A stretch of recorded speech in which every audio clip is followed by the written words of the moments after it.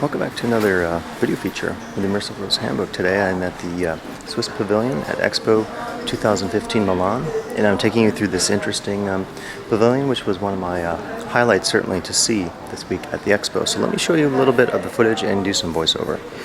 Okay, so we can see the queuing area here for the Swiss Pavilion, and the interesting thing was that you needed tickets to get into the pavilion. It was quite a challenge for me to get my ticket, and I did get in very early one morning around 10:30. The thing you'll note here is they're giving us a setup here in the queuing area before we enter the four towers. They're basically asking us to take a stand and to make some decisions today, and I think you'll see why this is the most political and conceptual of all the pavilions at World Expo.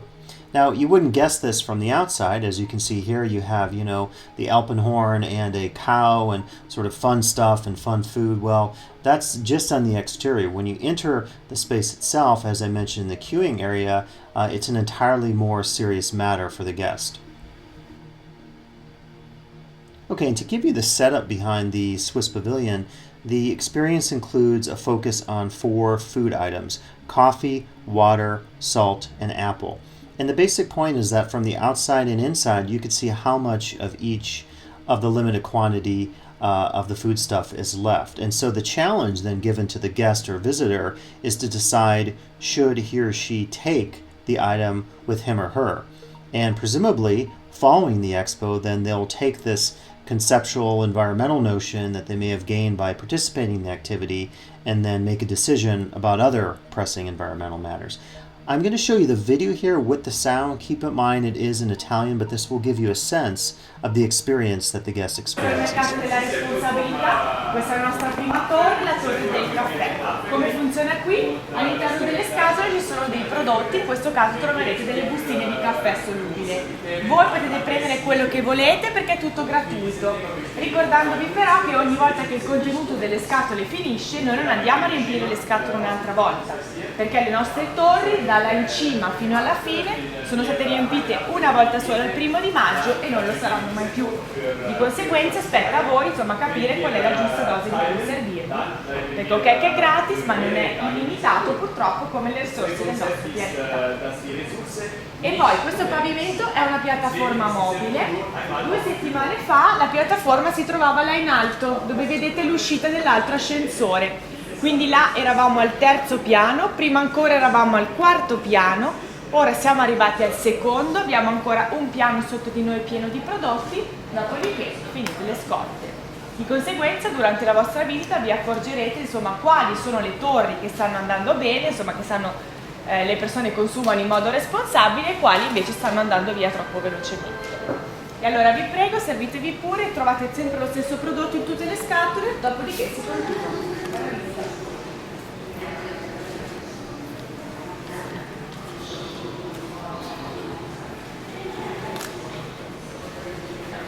And so at the end of each of these experiences, the point is you have to consider whether or not you should take the item.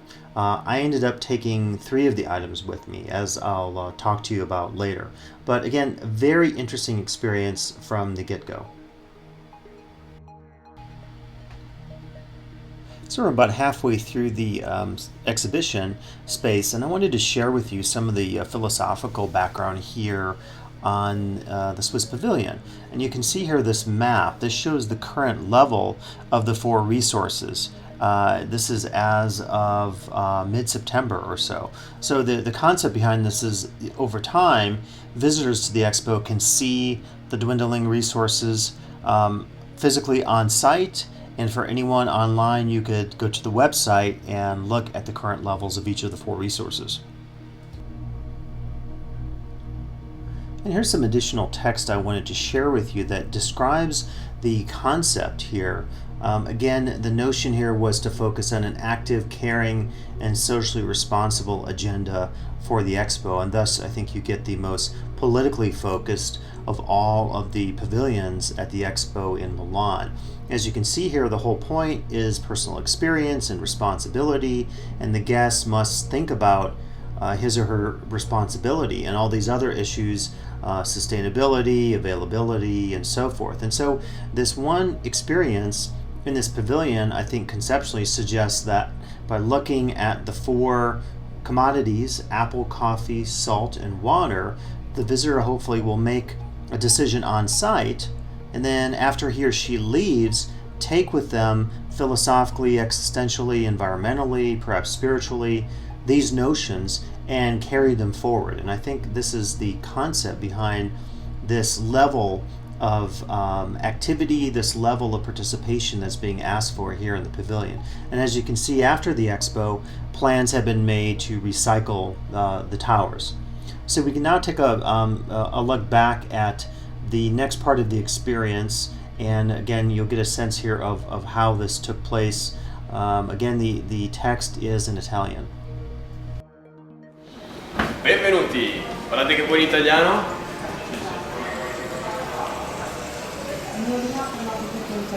Parlate italiano, buon italiano, buongiorno. Questa è la torre delle mele, in questa torre troviamo le mele sotto forma di rondelle di mele. Il messaggio è lo stesso che ha appena introdotto la mia collega. In questa torre però possiamo trovare una situazione differente, ossia questi scaffali sono già stati svuotati.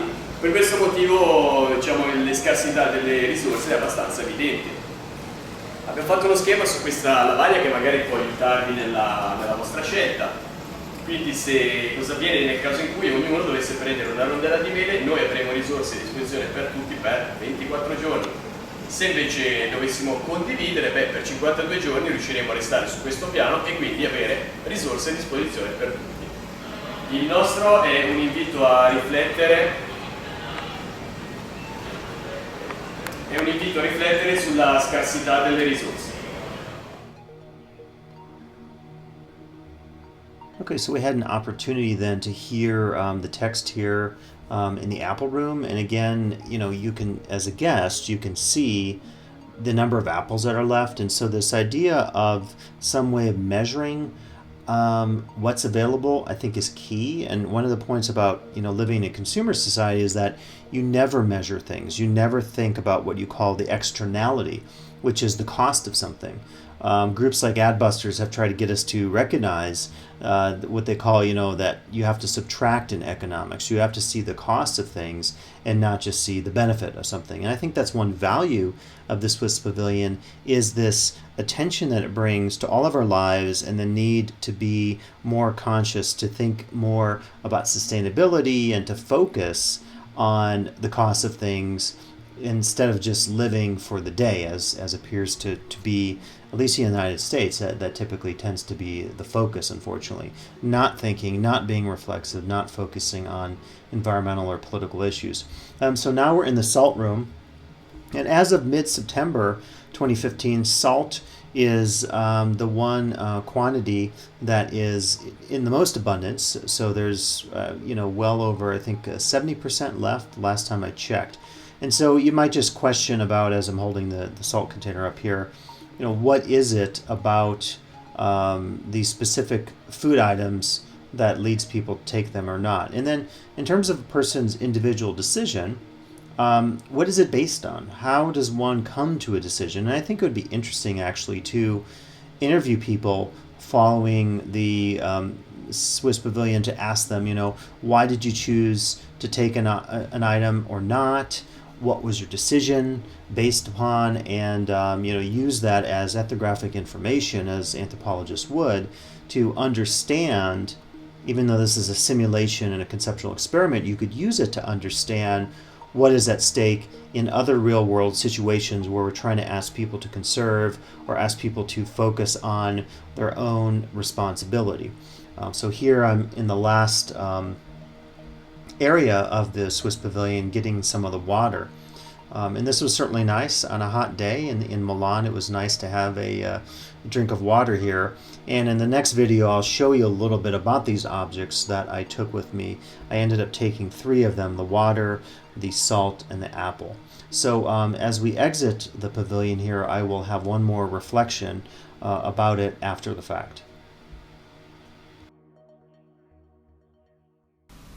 Okay, so I wanted to reflect a little bit on the Swiss Pavilion after the fact, back home in the States, and I have with me the 3 items that I took from the pavilion. The apple, which is apple rings. Haven't tried any of this. I did try the water at the pavilion. So apple rings, no political message of any sort on the wrapper. The salt, which is a kind of a cool geometrical design, and on the side you can see it says it's all about balance on both sides. So that's kind of keeping with this theme of focusing on sustainability as far as the environment is concerned and people's individual lifestyles. And then lastly is the water cup, and this was my favorite. It has a cool kind of fun panorama on it, and then the text says, "My water is your water is my water." So stressing the community aspect of it. And again, if you look at the levels right now, it appears that salt is the lowest, which is kind of surprising to me. I would have thought water just because of the temperature. The coffee, I'm not surprised that there's still a lot of coffee left as of the part of September 2015, because it was instant coffee, and you're thinking a lot of Europeans, Italians in particular, probably aren't going to drink as much instant coffee. So maybe that's why that one was still available in higher quantities than any of the other foodstuffs. But again, overall, I think the pavilion was spectacular, amazing, whatever word you want to use to describe it, particularly because they said from the get-go, we're going to take this conceptual approach, we're going to place responsibility on the individual guest instead of just trying to show us the sights and sounds and cultures of Switzerland. So I think it's really commendable what they did here at the Expo 2015, and I'm glad you had a chance to see some of the video and focus on it, and thanks again for watching these video features. I hope you enjoyed this video feature today here at the Swiss Pavilion at Expo 2015 Milan, and please come back for additional video features of the Immersive Worlds Handbook.